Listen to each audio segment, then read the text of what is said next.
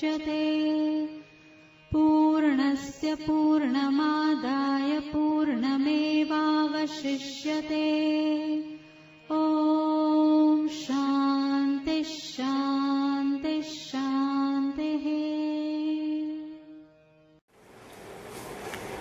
ॐ सहना भवतु सहनो भुनक्तु सह वीर्यं करवावहै तेजस्विनावधीतमस्तु मा विद्विषावहै। ॐ शान्ति शान्ति शान्तिः।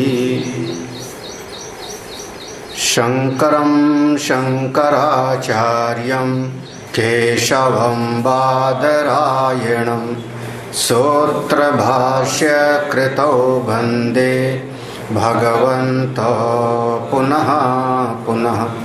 ईश्वरो गुरुरात्मेति मूर्तिभेदविभागिने व्योमवद्व्याप्तदेहाय दक्षिणामूर्तये नमः। सदाशिवसमारम्भां शङ्कराचार्यमध्यमाम् अस्मदाचार्यपर्यन्तां वन्दे गुरुपरम्पराम्।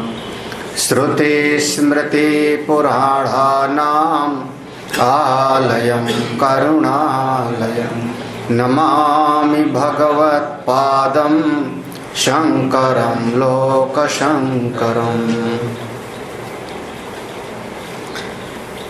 अध्यात्म विद्या केंद्र स्वामी प्रेमपुरी आश्रम में परम पूज्य प्रातः स्मरणीय स्वामी जी को वंदन नमन। अन्यान समुपस्थित समस्त आत्मस्वरूप संतजन भक्तजन। अष्टावक्र गीता जिसके 18वें अध्याय के प्रसंग में हम लोग थे। जीवन मुक्ति इसका मुख्य प्रतिपाद्य विषय है। जीवन मुक्त महापुरुष कैसे होता है? जो सिद्ध महापुरुषों के लिए सहज अवस्था होती है, साधक के लिए वही साधना हो जाती है। जिन्होंने किसी भी चीज में अपने आप को सिद्ध कर लिया, उस तत्व की अनुभूति कर लिया, तो तत्ववेत्ता महापुरुषों के लिए जो बिल्कुल सहज है, स्वाभाविक है, वहाँ आगंतुक नहीं है, वही साधक के लिए हमेशा साधना हो जाती है। अष्टावक्र महाराज जनक को निरंतर यहाँ मुख्य रूप से जो चिंतन की धारा है वह एक तो अधिष्ठान स्वरूप अपना आत्मा, जो सारे जगत का मूल अधिष्ठान है, वही मेरी वास्तविक सत्ता है। जब तक उसको जाना नहीं, अपने स्वरूप का अनुभव नहीं किया, तब तक अज्ञान और उसके समस्त कार्यों का त्यों विराजमान रहेंगे। फिर जीव दुख से निवृत्ति नहीं हो सकती। श्रुति ने कहा, यदा चर्मवद आकाशम वेष्टयन्ति मानवाः तदा देवम अभिज्ञाय। कभी मान लो एक ऐसी अवस्था प्राप्त हो जाए, संभव नहीं है, असंभव की कल्पना है। यदा चर्मवत आकाशम, जैसे पूरे के पूरे आकाश को एक चमड़े के जैसा बना करके शरीर पर लपेट सके कोई। पहले कोई महात्मा लोग मृग चर्म वगैरह पहन के रहते थे, भोजपत्र पहन करके रहते थे। तो पूरे आकाश को एक वस्त्र जैसा बना के शरीर पे लपेट ले। अगर ऐसा कभी संभव हुआ, यदा ऐसा कभी संभव हुआ, तदा देवम अभिज्ञाय, तभी अपने इस आत्मदेव को जाने बगैर उसके जीवन के दुख जामेंगे। ना वो संभव है कि आकाश को कपड़े जैसा पहन सकते हो, और ना ये संभव है कि बिना आत्मज्ञान के आपके जीवन के दुख चले जाएं। जो अपना आत्मस्वरूप है, जिसको समझाने के लिए आचार्य लोग भी हैं, सत्शास्त्र हैं, संत हैं, आपको मनुष्य का शरीर मिला, बुद्धि जगी हुई है, और फिर भी आत्मज्ञान की तरफ नहीं चलता जीव, इससे बड़ा दुर्भाग्य और क्या होगा। सैकड़ों माँ से ज्यादा करुणा करने वाली हमारी श्रुति भगवती माँ, श्रुति भगवती माँ सैकड़ों माँ से ज्यादा उदार कृपा करने वाली, वो बड़े प्रेम से बार बार घोषणा करती हैं, जानो जानो, अपने स्वरूप को जानो, अपने आत्म स्वरूप में निष्ठ हो जाओ। यही आपके दुखों के मिटने का उपाय है। संसार में चाहे जितने कर्म कर लो, चाहे जितने कर्म कर लो, उस कर्म में कभी सफलता मिलेगी तो हर्ष होगा, असफल हो जाओगे तो विषादग्रस्त हो जाओगे। तो हर्ष और विषाद इससे छूट नहीं पाओगे। स्वरूप को जानो। अष्टावक्र महाराज पहले तो अपने आत्म स्वरूप का निर्धारण करते हैं, फिर जो हमको इंद्रियों के द्वारा यह बाह्य जगत दिखाई पड़ता है, यह सीधा सा सिद्धांत है। ये सारा का सारा जितना दिखाई पड़ता है, जो आत्म स्वरूप को जान लेगा, अपनी आत्मा को जान लेगा, आत्मा ब्रह्मेति निश्चित्य, ऐसे कहा, आत्मा ब्रह्मेति निश्चित्य। जिसने अपनी आत्मा को जान लिया कि मेरी आत्मा ही ब्रह्म है, उसको सारा जगत फिर आत्ममय दिखाई पड़ने लगता है। फिर कहाँ पर उसका कौन सा उसको विक्षेप का हेतु कहाँ रहेगा, सब अपनी आत्मा हो गया। तो आत्मज्ञानी के लिए सारा जगत आत्ममय हो जाता है, तो उसके सुख दुख का हेतु ही समाप्त हो गया। अगर कोई भक्ति के मार्ग से साधना करता है, प्रेम के मार्ग से साधना करता है, मैं भगवान का हूँ, भगवान मेरे हैं, और पूरी लगन से समर्पण भावना से वो अपनी साधना करता है, तो कभी न कभी उसको एक अनुभव होगा कि सारा का सारा जगत जितना दिखाई पड़ रहा है, सब मेरे प्रभु का ही स्वरूप है। सबके रूप में परमात्मा ही तो है, भगवान ही तो है। अनेक बार संत लोग, अयोध्या आज के संत लोग कहते हैं, कोई आया, आइए राम, जल पीजिए राम, भोजन कीजिए राम, एक एक शब्द में राम। आप इस रूप में वही परमात्मा मेरे इष्ट देव तो हो, वही मेरे आराध्य तो हो। मन के सारे दोष मिट जाते हैं फिर। और अगर कोई विवेकी है, साधक है, तो साधक की दृष्टि चिंतन प्रधान होती है, मनन प्रधान होती है। वो समझ लेता है कि सारा जगत अगर माया से बना, माया 3 गुण वाली है, त्रिगुणात्मिका है, और माया से सारा जगत बना, तो जो कार्य है वो कारण से कभी अलग नहीं हो सकता। जैसे घट है तो मिट्टी से अलग नहीं हो सकता, वैसे सारा जगत अगर माया का कार्य है तो सारा जगत ही माइक होगा ना, मायामय होगा। ये सब कोई न कोई एक जादूगर का एक खेल है, चल रहा है। जब तक दृष्टि है, आंख खुली है, दिखाई पड़ता है। फिर यहाँ पर किससे हम राग करें और किससे द्वेष करें, ऐसी दृष्टि से वो निश्चिंत हो जाता है। जगत उसके लिए कल्पित हो जाता है। तो अपना स्वरूप सत्य है और सारा का सारा जगत कल्पित है, और मेरा अपना आत्मा सारे जगत की आत्मा से पृथक नहीं है। आत्मा ब्रह्म है इति निश्चित्य, अयम आत्मा ब्रह्म स्वरूप में निष्ठ हो जाता है। जनक ऐसा करो, देखो अब जब एक बार निष्ठा बन गई अपने स्वरूप में, तो कुछ करना बाकी नहीं रहता, कुछ पाना बाकी नहीं रहता। क्योंकि भेद दिखाई पड़े, मैं अलग हूँ, कुछ चीज अलग है, तो उसको पाने के लिए आदमी दौड़ता है। कोई अलग है, मैं अलग हूँ, तो कर्तव्य बुद्धि होगा तो कर्म करने के लिए जाएगा। यहाँ तो सारा भेद ही समाप्त हो गया। क्या करे, क्या पाए, ना कुछ पाना है ना कुछ खोना है। अष्टावक्र महाराज कहते हैं, 15वां श्लोक था यहाँ से, येन विश्वमिदं दृष्टं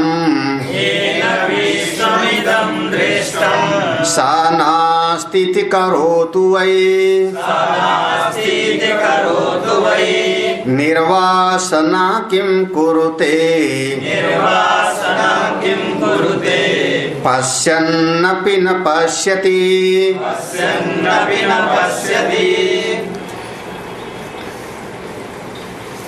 जब साधना के मार्ग में चलता है कोई साधक, तो साधना के मार्ग में एक उपाय बताया जाता है, निषेध मुख के द्वारा आत्मज्ञान को प्राप्त करो। नेति नेति नेति नेति, जो आपको अनुभव में आ रहा है वह सत्य नहीं है, विचार करके उसको निषेध कर दो। हमको ये शरीर दिखाई पड़ता है, यह स्थूल शरीर दिख रहा है, इससे हम व्यवहार कर रहे हैं, लेकिन आप विचार करके देखो तो यह स्थूल शरीर सत्य नहीं है, निषेध करो। नेति, फिर इस स्थूल शरीर के भीतर सूक्ष्म शरीर है, वही आवागमन करता है, सूक्ष्म शरीर उपहित चेतन ही जीव है। इंद्रियां हैं, कर्मेंद्रियां, ज्ञानेंद्रियां, प्राण, अंतःकरण, ये सब व्यवहार करती हैं, ये सत्य नहीं है, क्योंकि क्षण क्षण में बदल रही है, इसका निषेध कर दो। नेति या भी नहीं है। अगर ये स्थूल शरीर नहीं है, सूक्ष्म शरीर नहीं है, तो इन दोनों का कारण भी तो कोई ना कोई होगा। इस जगत में अकारण कुछ नहीं होता, तो इसका जो कारण है वही कारण शरीर अनादि है, अविद्यामयी है, अनिर्वचनीय है, कार्यगम्य है। वो जो कारण शरीर है अविद्या स्वरूप वाला, वो भी मैं नहीं हूँ, उसका भी साक्षी है। जब आपने तीनों शरीरों का निषेध किया तो अपने आत्म स्वरूप में पहुंच जाओगे। पांचों कोष का निषेध करोगे, यह मैं अन्नमय कोष नहीं हूँ, प्राणमय कोष नहीं हूँ, मनोमय कोष नहीं हूँ, विज्ञानमय कोष नहीं हूँ, आनंदमय कोष नहीं हूँ, तो पांचों अवस्थाओं का, पांचों कोषों का साक्षी मैं हूँ। इसी का नाम है नेति नेति। यह जो नाम रूप वाला जगत दिखाई पड़ रहा है नहीं है, सत्य नहीं है। क्यों? ये दृश्य है, दृश्य की कोट में है। जो दिखाई पड़ता है झूठा, जो दिखाई पड़ा सो झूठा, ऐसा विचार करो। अष्टावक्र महाराज यहाँ कहते हैं ये साधना तो है, नेति नेति निषेध करना ये साधना तो है, लेकिन जब कोई पहुंच गया तो, जब कोई उस अवस्था तक पहुंच गया तो अब वो किसका निषेध करे? वो तो निषेधा अवधि साक्षी में पहुंच गया, अब वो किसका निषेध करे? जो जीवन मुक्त है महापुरुष, वो कहता है मैं निषेध भी करूं तो किसका, किसका? इस श्लोक पर ध्यान देना। एन इदम विश्वम दृष्टम, एन इदम विश्वम दृष्टम, कोई ऐसा है जिसके द्वारा यह सारा का सारा जगत दिखाई पड़ता है, ये सारा का सारा विश्व है। सा ना अस्ति इति करोतु वही, वो इस सारे जगत का निषेध करे, ये नहीं है, झूठ है, मिथ्या है, परिवर्तनशील है, दुख देने वाला है। कौन करेगा निषेध? जिसको दिखाई पड़ रहा है ना, जिसको दिखाई पड़े। निषेध करने के लिए भी उसकी सत्ता को तो थोड़ी देर के लिए स्वीकार करना पड़ेगा ना। अगर उसकी सत्ता को स्वीकार नहीं करोगे तो निषेध किसका?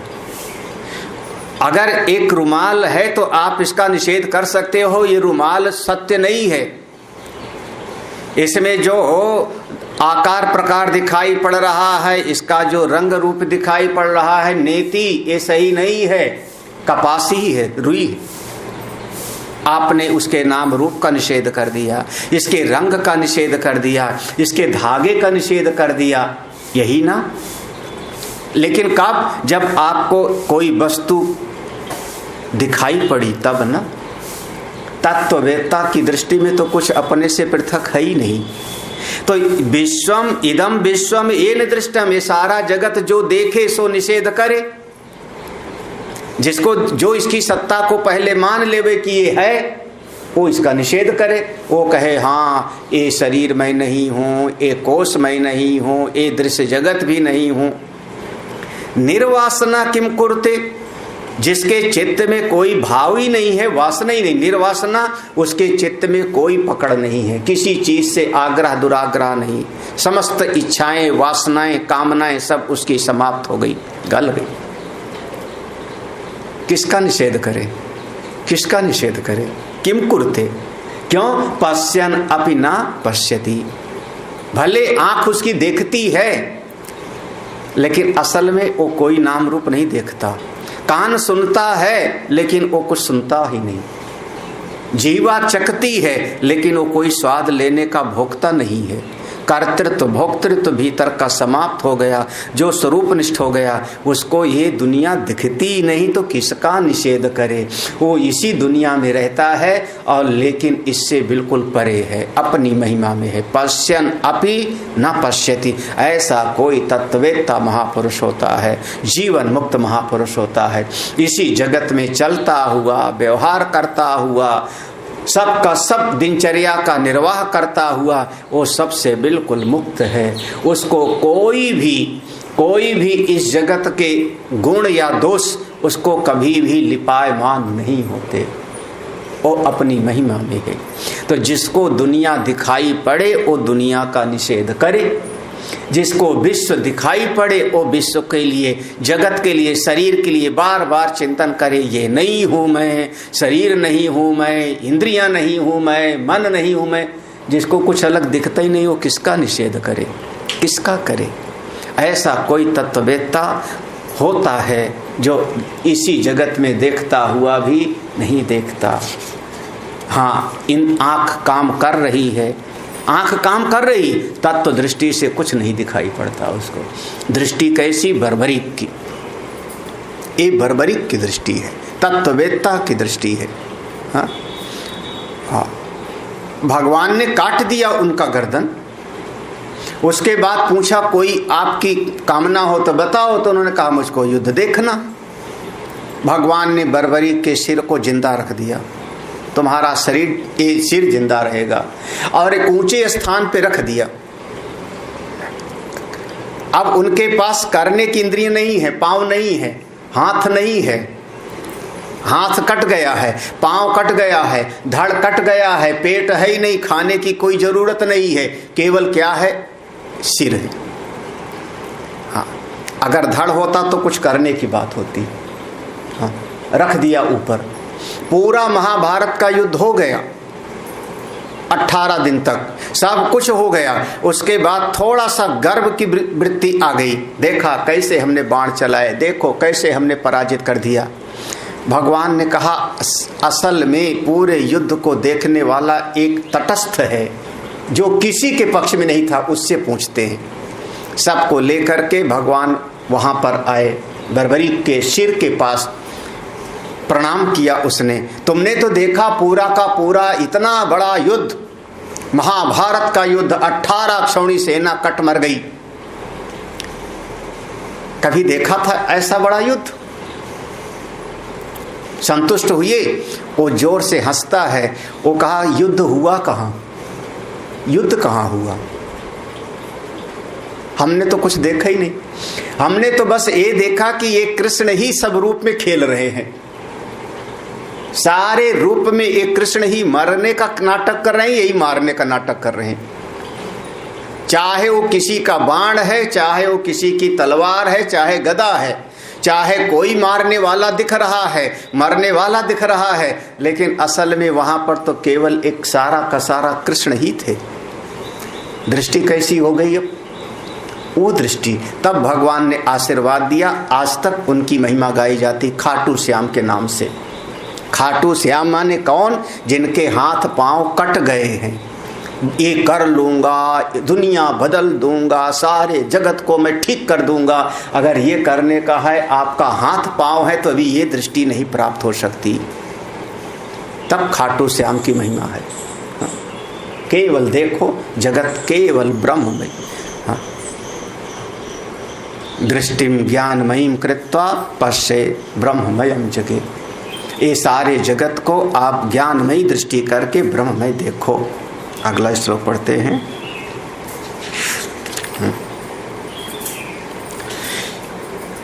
येन दृष्टं परं ब्रह्म, येन दृष्टं परं ब्रह्म, सोऽहं ब्रह्मेति न चिन्तयेत्, सोऽहं ब्रह्मेति न चिन्तयेत्, किं चिन्तयति निश्चिन्तो, किं चिन्तयति निश्चिन्तो, द्वितीयं यो न पश्यति, द्वितीयं यो न पश्यति। येन दृष्टं परम ब्रह्म, येन दृष्टम पर ब्रह्म, जिसने ब्रह्म को पहले देख लिया हो, दृष्टम माने पहले देख लिया हो पर ब्रह्म को, वही अब ऐसा बार बार चिंतन करे सोहम ब्रह्म, सोहम ब्रह्म, जैसे सोहम ब्रह्म इति, जैसे कहते हैं ना, आप अखंडाकार वृत्ति बनाओ, ब्रह्माकार वृत्ति बनाओ, ऐसा बार बार साधना में उपदेश किया जाता है। ब्रह्माकार वृत्ति बनाओ, अखंडाकार वृत्ति बनाओ।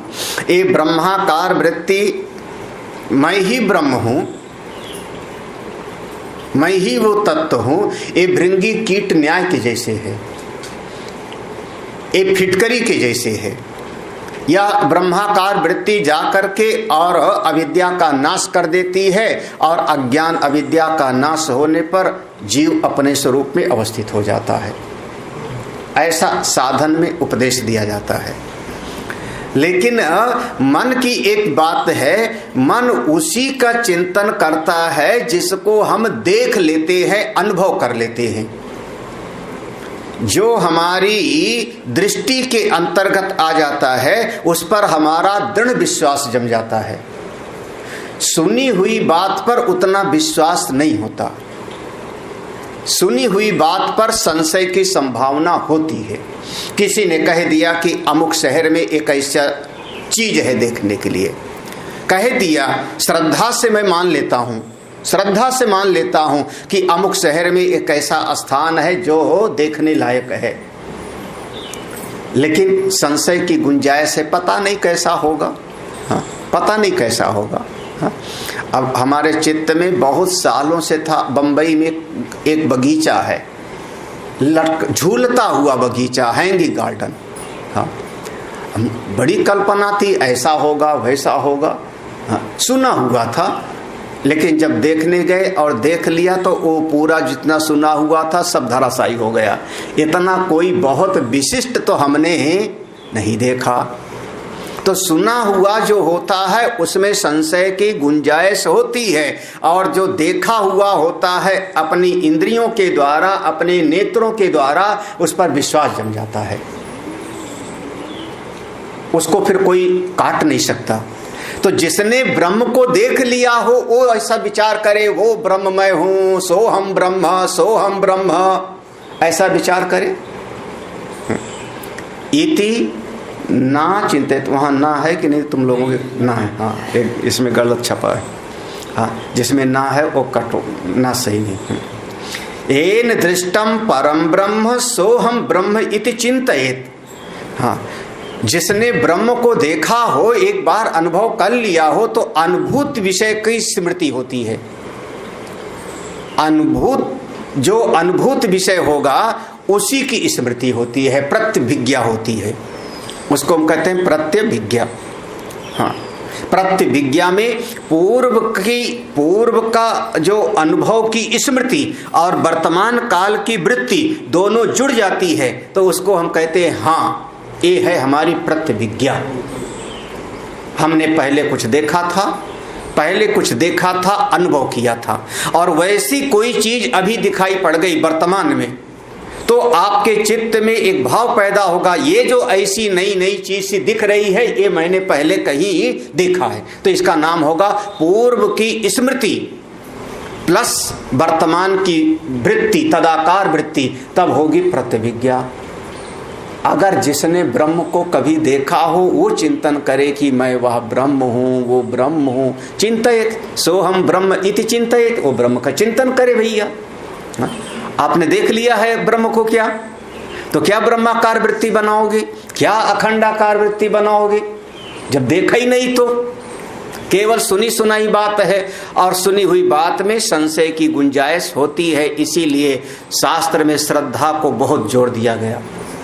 श्रद्धत्स,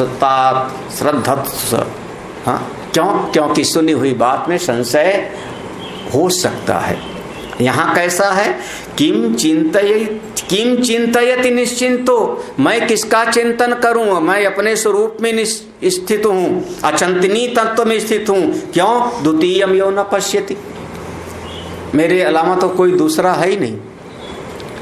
मैंने तो अपने उस आत्म स्वरूप का अनुभव कर लिया है जो आत्म स्वरूप सारे जगत की आत्मा है। अब उस आत्मा के अलावा दूसरा हो तो चिंतन करें ना, तब चिंतन करें। हमारे लिए, आपके लिए तो आभूषण बड़ा, उसकी डिजाइन, उसकी बनावट, उसका रंग रूप आपके लिए बड़ा आकर्षक हो सकता है।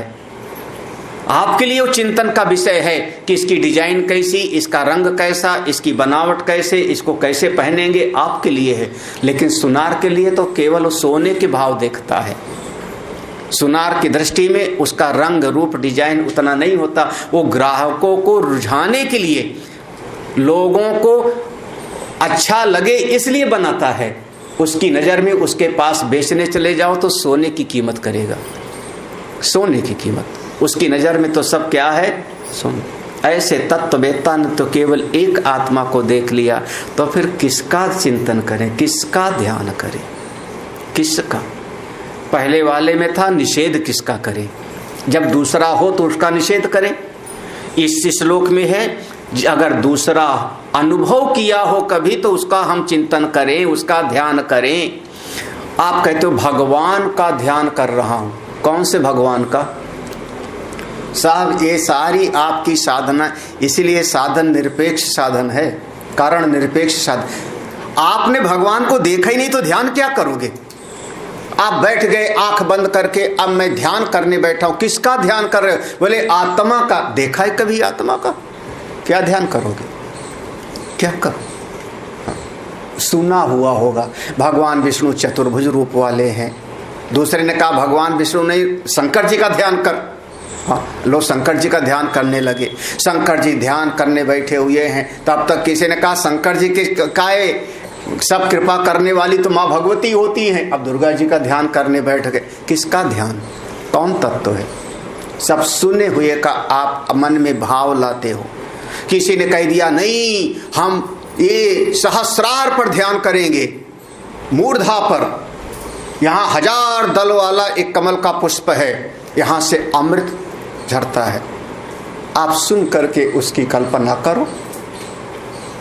हाँ, पहले उसको मानो, पहले मान लो, फिर ध्यान करो। और आपका मानना ही झूठा है तो किसको ध्यान?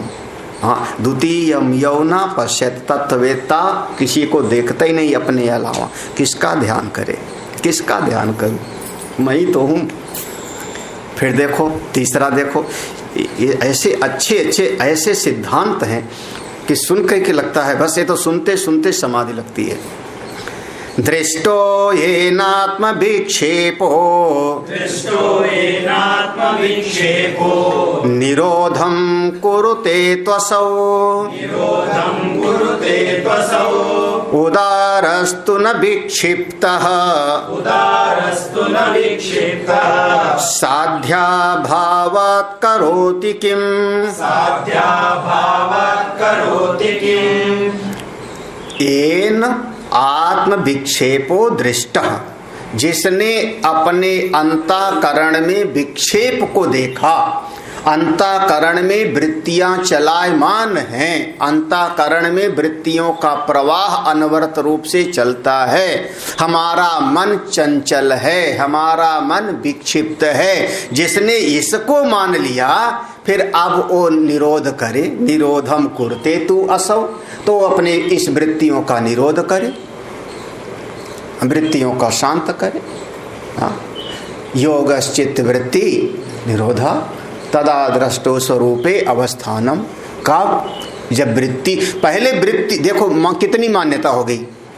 सबसे पहली मान्यता तो ये हो गई कि मेरे पास अंतःकरण है, अस्थिभाव हो रहा है, अंतःकरण है।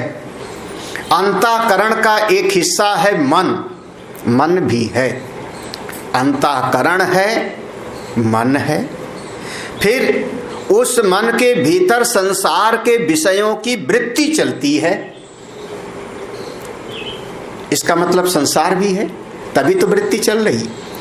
मान्यता देखो, अंतःकरण है, मन है, संसार भी है, तो ये मन संसार के विषयों के साथ जुड़ करके और मन के भीतर वृत्तियों का प्रवाह ऐसा चलने लगता है जिस पर मेरा काबू नहीं। इसी का नाम है विक्षेप। इतनी घटनाएं हैं। अब आज हम ऐसी साधना करेंगे प्राणायाम आदि के द्वारा कि ये मन का वृत्तियों के प्रवाह को रोक देंगे, विक्षेप को रोक देंगे। बोले भैया आपके भीतर कितनी धारणाएं पहले बन गई। अंतःकरण की सत्ता को मान लिया आपने, ये भी आपकी नासमझी है, अभी जाना नहीं। क्या आत्मा से अंतःकरण अलग है? हाँ, अभी तो कहा दो ही एक अधिष्ठान है और उसके ऊपर सारा का सारा जगत कैसा कल्पित है। तो अंतःकरण को सत्य कैसे मान लिया आपने? हाँ, आप लाठी लेके सांप को मारने गए, कहाँ पर? हाँ, जहां पर सांप था ही नहीं, असल में तो थी रस्सी, और लाठी लेके दौड़ रहे मारने के लिए। जहर निकाल दूंगा सांप का, मार डालूंगा सांप को। अरे सांप है कहाँ? तो आपकी एक धारणा हो गई अंतःकरण है, ये मिथ्या धारणा हो गई, यही अज्ञान हो गया। उसके अंदर मन है, फिर मन चलायमान है, संसार के विषयों की तरफ मन दौड़ता है। ये सब मान्यता जो मान लेवे फिर वो इस चित्त वृत्तियों का निरोध करे। लो, आपका बस इसी अज्ञान के अंतर्गत, मान्यताओं के अंतर्गत, आपके भीतर मान्यताओं के अंतर ही आपका ये साध्य है, ये साधन है, ये साध्य है। क्यों? क्या साध्य है? वृत्तियां शांत हो जाएं, योगश्चित्त वृत्ति निरोध, वृत्तियां शांत हो जाएं, ये साध्य हो गया। साधन क्या होगा? अष्टांग मार्ग, यम नियम आसन प्राणायाम प्रत्याहार धारणा ध्यान। तो समाधि, समाधि में भी संप्रज्ञात समाधि, फिर हम असंप्रज्ञात समाधि लगा लेंगे, तब तो आपके भीतर साधन साध्य का भेद पैदा हो गया। ये साध्य है, ऐसी साधना करूंगा तो हो जाएगा। एक आदमी ने साध्य बनाया स्वर्ग को, साधन के रूप में मान लिया यज्ञ को। साध्य है स्वर्ग, यज्ञ करेंगे तो स्वर्ग की प्राप्ति। साध्य बनाया आपने भगवान को, भगवान साध्य है, भजन करूंगा तो भगवान मिल जाएंगे। तो आपने भजन को बना दिया साधन, साध्य साधन हो गया। आपने चित्त वृत्ति को निरोध मान लिया साध्य, और ध्यान आदि को मान लिया साधन। तो आपकी दृष्टि में साध्य साधन का भेद हो गया। ये भेद ही तो अज्ञान है, ये भेद ही तो अज्ञान है जी। आप अभी अपने से कुछ अलग समझ रहे हो। उदारस्तु माने जो ज्ञानी हो गए, तत्ववेत्ता हो गए, ना विक्षिप्त, वो अपने आप को इस मन से ही अलग देख करते हैं। मन ही नहीं है, ना विक्षिप्त। साध्य अभावात करोत किम, जब विक्षिप्त ही नहीं है तो साध्य का हो गया अभाव, लक्ष्य ही नहीं है, तो क्या साधना करे हो तत्ववेत्ता? करोत किम, क्या करे, कौन सा साधन करे? आसन प्राणायाम, मंत्र का जाप, ध्यान, क्या करे? ये सब साधन उसके लिए है जो अपनी भावना में, धारणा में मान लेता है। जिसके जीवन में ये कल्पनाएं होती हैं, भावनाएं होती हैं, वो सब साधना के मार्ग में। फिर उसके लिए तमाम साधनाएं हैं। महात्मा लोग भी, हम लोग भी साधना बता देंगे। उसने कहा महाराज बड़ा दुखी हूं, हमारे लिए बिल्कुल मेरे पास उपाय है, ऐसा उपाय करो, तुम ये उपाय कर लो, बताया जाएगा। क्यों? क्योंकि अपार संसार समुद्र मध्य समुज्जतो में शरणम किमस्ति। हे भगवान, ए भवसागर और छोर नहीं दिखाई पड़ रहा है, इसमें मैं डूब उतरा रहा हूं। आप बताइए इस भवसागर से पार जाने का उपाय क्या है? गुरु कृपालो कृपया वदे तत। तो गुरु जी ने बड़े प्यार से कह दिया, विश्वेश पादाम भुज दीर्घ नौका। साथ आप डूब रहे हो, दुखी हो, तो ठीक है, भगवान श्री के चरण कमल को पकड़ लो, वही सबसे बड़ी मजबूत नौका है। हाँ, संत का आश्रय मजबूत नौका है, पार कर देगी। जब आपके जीवन में कोई तकलीफ होती है, झूठी बीमारी की दवाई भी कभी कभी झूठी करनी पड़ती है। झूठी बीमारी की दवा भी झूठी करनी पड़ती है। अब किसी को जो है मन में वहम है, अरे वहाँ पे हम रात में जा रहे थे तो उस पेड़ के नीचे हम बैठ गए थे, वहाँ हमने जो है थोड़ा बाथरूम कर दिया था, वहीं पर एक प्रकाश हुआ था, तब हमने देखा वो पीपल का पेड़ था, उसके बाद में बेहोश हो गया था। भूत लग गया हमको, भूत लग गया, अब तो भूत चिपट गया। अब जिस डॉक्टर के पास जाओगे वो डॉक्टर एक्सरा करेगा, अल्ट्रासाउंड करेगा, सीटी स्कैन, एमआरआई कर लेगा, कहीं कोई भूत शरीर में है मिलेगा नहीं, लेकिन वो सता तो रहा है। हाँ, कोई जानकार के पास पहुंच जाएगा तो कहेगा हाँ बिल्कुल बिल्कुल। हाँ, उसके पास उतारने की कला है, उसके पास उतारने की कला है। हाँ, एक कोई था ऐसा, कोई ओझा उतारने वाला, उसके पास एक उसका भांजा भी रहता था। तो जब कोई एक बीमार आदमी को ले करके सब घर वाले आए, और ज़्यादातर ये भूत जो है देवियों को ही चिपटता है, आदमियों को उतना नहीं सुनाई पड़ेगा, कम सुनाई पड़ेगा, बिरला। अब पकड़ के उसको ले आए तो उन्होंने कहा अच्छा, इसको ऐसा लगता है कि पहले भी तो लाए थे तुम, साल भर पहले? बोले हाँ लाए तो थे। बोले ये जो अभी अमावस्या गई है ना, इस अमावस्या के बाद में थोड़ा सा ज़्यादा बीमारी बढ़ गई कि नहीं? उसने कहा हाँ महाराज बिल्कुल बढ़ गई। कैसे जाने आप? बोले इसके भीतर पहले से एक था और इस अमावस्या को एक और घुस गया है, दो भूत है, अब दोनों आपस में लड़ रहे हैं अंदर, तभी तो बीमार है ये। हाँ, उसने कहा हाँ महाराज अमावस्या से ज़्यादा बीमार है। तो अब बोले मैं उतार दूंगा। अब उन्होंने कुछ ना कुछ एक तबीज गंडा बना करके उसको बांध दिया, ऐसे वैसे कर दिया, और महाराज वो ठीक होके चली गई। हाँ, जो उनका भांजा था उसने कहा मामा मामा ये आप कहाँ से बताए कि वो उसके भीतर एक पहले से था, दूसरा भी आ गया और आपने उतार भी दिया? बोले भूत वूत कुछ नहीं था, उसके मन का वहम था, और झूठी बीमारी की दवाई भी झूठी ही होती है। अब उसका विश्वास हो गया ताबीज पर, गंडे पर, उस पर कोई ना कोई बांध दिया, उसके बस विश्वास हो गया, उस विश्वास से खत्म। लेकिन पता नहीं कहाँ ये बहुत ज़्यादा होता है समाज में। सब संसार झूठी बीमारी है तो झूठी दवाई भी संत लोग बता देते हैं। संसार झूठा, कैसे छूटे? बोले ऐसा आसन करो, प्राणायाम करो, भुजंगासन करो, मयूर आसन करो, बड़े बड़े आसन बता देंगे, आपका होगा। मेरी दृष्टि में तो आत्मा के अलावा कुछ ही नहीं, कौन सा करूँ मैं, करोति किम। अब हमारे लिए ना कोई साध्य रहा, साध्य ही नहीं रहा, कुछ पाने ही नहीं रहा, तो साधन क्या करूं? दुनिया वालों का कैसा, और देखो भैया जो दुनिया वाले समझते हैं ज्ञानी वैसा नहीं समझता, बिल्कुल उसका अलग नजरिया होता है। धीरो लोक विपर्यस्तो, धीरो लोक विपर्यस्तो, वर्तमानोऽपि लोकवत्, वर्तमानोऽपि लोकवत्, न समाधिं न विक्षेपम्, न समाधिं न विक्षेपम्, न लेपं स्वस्य पश्यति, न लेपं स्वस्य पश्यति। धीरः, धीरा माने जो आत्मज्ञानी महापुरुष हैं। विकार हेतु सती न विक्रियन्ते येषां चेतांसि ते एव धीरा। विकार का हेतु उपलब्ध हो फिर भी जिनके चित्त में विकार ना हो, उन्हीं महापुरुषों को कहते हैं हम धीर। धीर कौन? कश्चित् धीरः,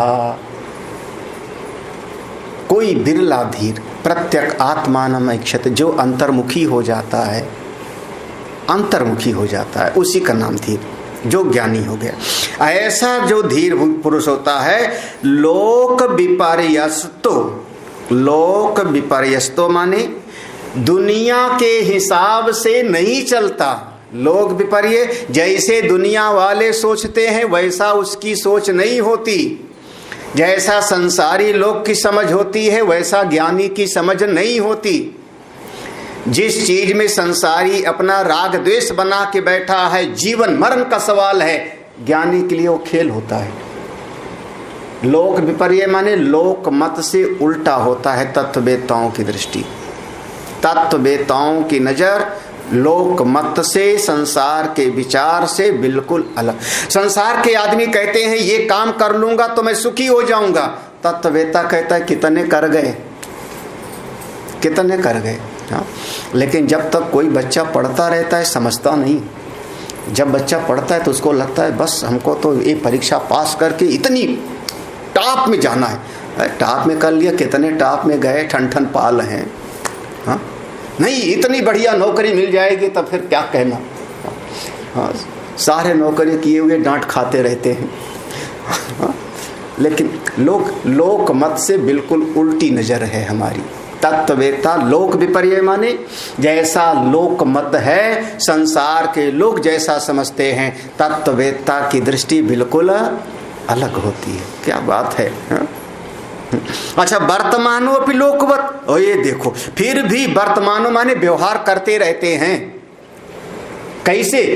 संसारियों के जैसे ही, संसारियों के जैसे ही व्यवहार करते हुए भी उनकी दृष्टि बिल्कुल अलग होती। कैसे? वही चीज देखते हुए भी वो समझते हैं मैं कुछ देख नहीं रहा हूँ, सुनते हुए भी समझते हैं कि मैं कुछ सुन नहीं रहा हूँ। पश्यन, शृण्वन्, स्पृशन, जिघ्रन, असनन, वदन, गृहिणन, व्रजन, ऐसे बताया था। चलते हुए भी चल रहे हैं संसारियों के जैसे, लेकिन दृष्टि क्या है? मैं तो चलता ही नहीं, मैं तो आत्मा। बिल्कुल अलग उनकी समझ होती है। तो धीरो लोक विपर्यस्तो, जो तत्ववेत्ता महापुरुष हैं, धीर पुरुष, वो लोक मत से बिल्कुल उनकी दृष्टि अलग होती। जैसी दुनिया समझती है वैसा वो नहीं समझते। दुनिया वालों के तो इतनी इतनी सी बात में बस अब तो बस जीवन मरण का सवाल है। हाँ, क्या? हाँ, जैसे समाज में एक बड़ी बात है, अब तो हमारा समाज में जो है बड़ा भारी अपमान हो गया। समाज में बड़ा भारी अपमान हो गया, जीने का कोई फायदा नहीं। तत्ववेत्ता के पास पहुंच जाओ, उस पूछेगा पहले आपका समाज कितना है हमको बताओ हिसाब। एक लिस्ट पे आप लिखो आपके परिचित का समाज कितना है। हाँ, आपके परिवार में 4-6 लोग होंगे, भाई होंगे, बहनें होंगी, 2-4 समधी समधन होंगे, हाँ, 10-15 मित्र होंगे। आपका समाज मेरे ख्याल में 200 से ज़्यादा, तो 300 से ज़्यादा नहीं होगा ना।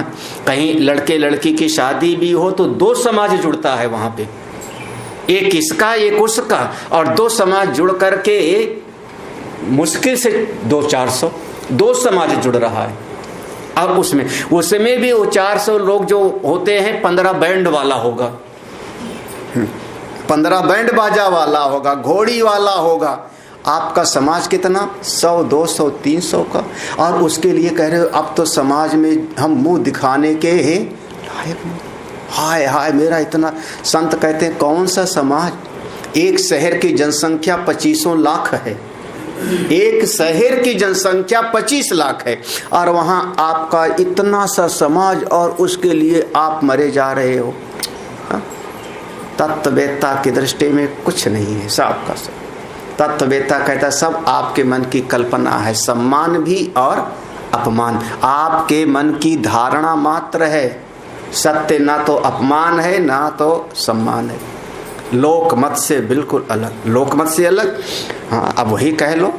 अब लोकमत है पीछे छुप के मारना नहीं चाहिए, लोकमत है भगवान मारते हैं।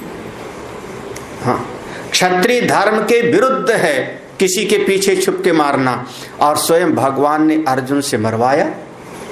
मारो पितामह भीष्म को इसी समय, शिखंडी के पीछे छुप करके मारो, लोकमत के विरुद्ध है। लेकिन तत्ववेत्ता की दृष्टि अर्जुन को कहीं कोई पाप वोप नहीं लगा है, जीवन मुक्त हो जाता है। जैसे संसारी समझते हैं वैसे आत्मज्ञानी नहीं समझते, व्यवहार वैसे करते, चलते हैं, बोलते हैं, खाते हैं, पीते हैं। दुनिया वाला आदमी कहेगा अच्छा महाराज का देखो, ये महाराज भी खाते हैं, हम भी खाते हैं, क्या फर्क है। कोई सत्य घटना बताया था हमको, किसी संत ने बताया था कि राजस्थान में कोई अलवर नाम की जगह है, वहाँ अलवर से वहाँ सत्संग भवन है और सत्संग होता रहता है वहाँ पर। तो कोई एक महात्मा, बढ़िया सत्संग हुआ और वो महात्मा जी को लोगों ने बहुत सारा सामान दे दिया, किसी ने गद्दा दे दिया, रजाई दे दिया। हरिद्वार में उनका स्थान था, तो वो लेकर के ट्रेन में बैठे। जब ट्रेन में उनका जो है सीट के नीचे जो है इधर गद्दा डाला, उधर सामान डाला, 2 4 6 सामान था, भगत लोग दे दिए, महाराज आश्रम में काम आएगा। तो वहाँ सामने जो बैठा था एक आदमी, उसने कहा महाराज मुझसे ज़्यादा बड़ी गृहस्थी तो आपकी है, हमारे पास तो देखो एक बैग मात्र है और तुम्हारे पास तो इतना सामान, कैसे के महात्मा। हाँ भैया ठीक है। तो महात्मा जी चुप बैठ गए, ये हमको सुनाया था उन्होंने। और उसके बाद अलवर से ट्रेन चली तो आगे कुछ 2 4 स्टेशन पार करते हुए जयपुर पहुंची। और जयपुर पहुंची और वहाँ पर जब पहुंचती है इधर ट्रेन, तो वो चाय पीने के लिए उतरे। चलो चाय पीते हैं, और तब तक बातचीत होती रही, उनको याद रहा। तो उतर गए, उतर करके चाय पीने के लिए गए। जब चाय पी रहे थे तो ट्रेन सीटी बजाई और चल पड़ी। जब ट्रेन सीटी बजाई चल पड़ी तो उन्होंने कहा महाराज जल्दी चलिए, ट्रेन चल पड़ी। तो वो महात्मा थट्टे कट्टे मजबूत, उन्होंने उसका हाथ पकड़ा। उनका रुक जाने दे, ट्रेन का पीछे वाली ट्रेन से चलेंगे। उसने कहा महाराज मेरा सामान उसमें रखा है। महात्मा ने कहा पागल, अभी तो तूने बोला था तुमसे ज्यादा सामान तो मेरा रखा है ट्रेन में, तेरा तो इतना सा जावेगा, मेरा तो इतना सारा सामान है, जाने दे। वो महाराज पूरी ताकत से महात्मा जी का हाथ छुड़ा के दौड़ के गया, अपनी ट्रेन में बैठा, ताकत से छुड़ा के गया, बैठ गया।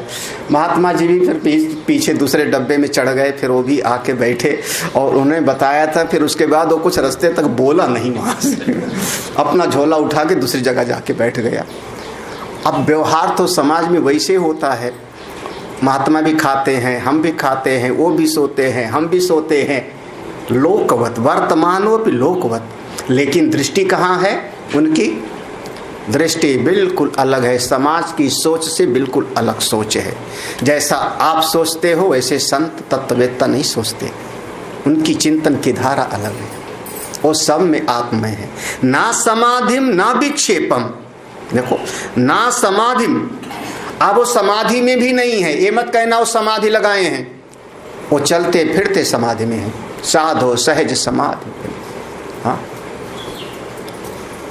यत यत कर्म करोमि तत्तद अखिलम शंभो तो आराधन।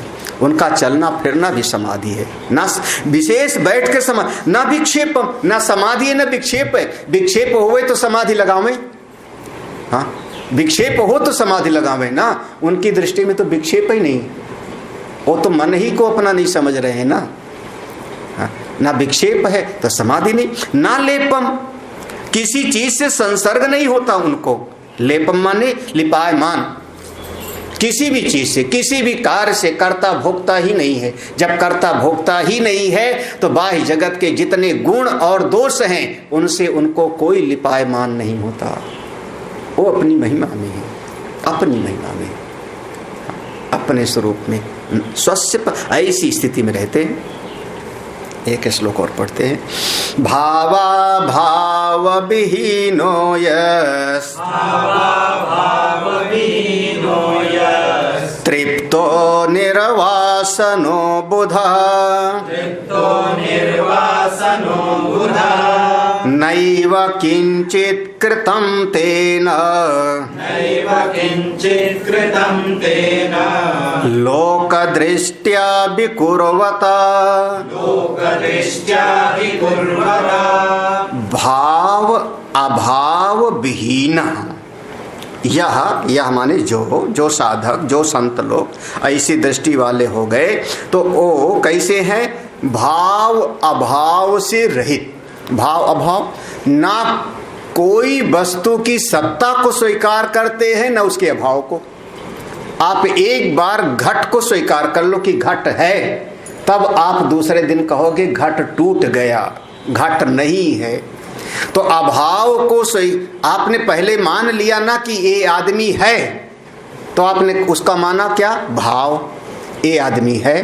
तो एक दिन कहा वो आदमी मर गया, कब स्वीकार किया आपने? जब उसकी सत्ता को आपने मान ली। जब सत्ता को मानोगे तो भाई तो आप उसके अभाव को मानोगे।